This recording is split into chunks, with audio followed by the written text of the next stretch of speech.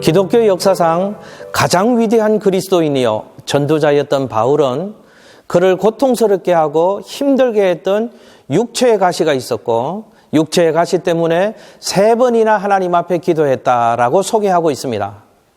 바울이 강조해서 말하려고 하는 것은 힘들고 어려웠지만 이 고난을 통해서 내가 얻은 유익이 많다라는 것을 사실은 우리에게 강조하고 있는 것입니다. 그렇습니다. 우리 삶에 일어나는 고난이 결코 무익한 것이 아니라는 것입니다. 하나님은 고난을 통하여서 우리를 향한 하나님의 뜻과 계획을 이루어 가신다는 것입니다.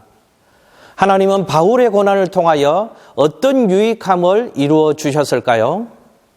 하나님은 고난으로 겸손하게 바울을 만드셨습니다. 바울은 내게 있는 육체의 가시는 하나님이 주셨는데 나로 하여금 교만하지 않도록 나를 겸손하게 만들기 위해서 이런 고난을 겪게 하셨다고 말씀합니다. 결국 이 고난은 나를 무너지게 만들고 내 인생에 마이너스를 가져오는 것이 아니라는 것이죠. 내 인생에 결국은 플러스를 가져와 나를 온전한 인격의 사람 되게 한다는 것입니다. 바울은 하나님의 특별한 은혜로 삼청천의 체험, 하늘나라의 신비로운 체험을 하게 되었습니다. 사람의 말로 표현할 수 없는 너무 크고 너무 비밀스러운 하나님의 계시들을 바울이 받았다는 것입니다. 하나님은 그런 바울을 위대한 하나님의 도구로 쓰시기 위해서 바울에게 육체의 가시를 주셔서 교만으로 넘어지지 않게 하셨던 것입니다. 그러니까 보십시오.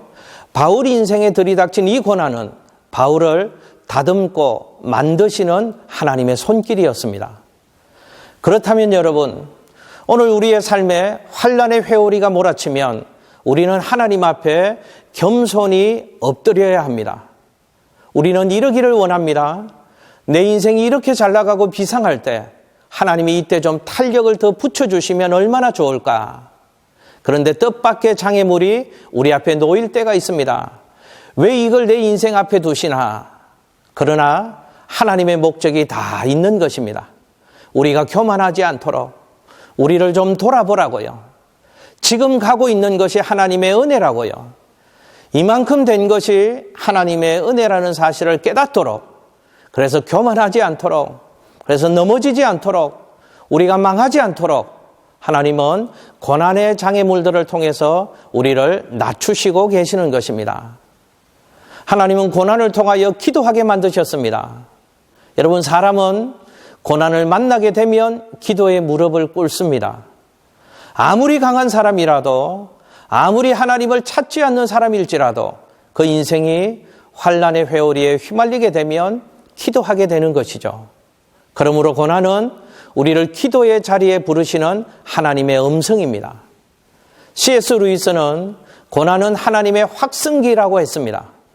하나님을 찾지 않고 하나님을 주목하지 않고 사는 인생을 하나님께서 부르실 때 고난이라고 하는 확성기를 통해서 우리를 부르시는 것입니다. 그러므로 내 인생이 고난의 자리에 놓일 때 그때는 얼른 기도의 무릎을 꿇어야 합니다.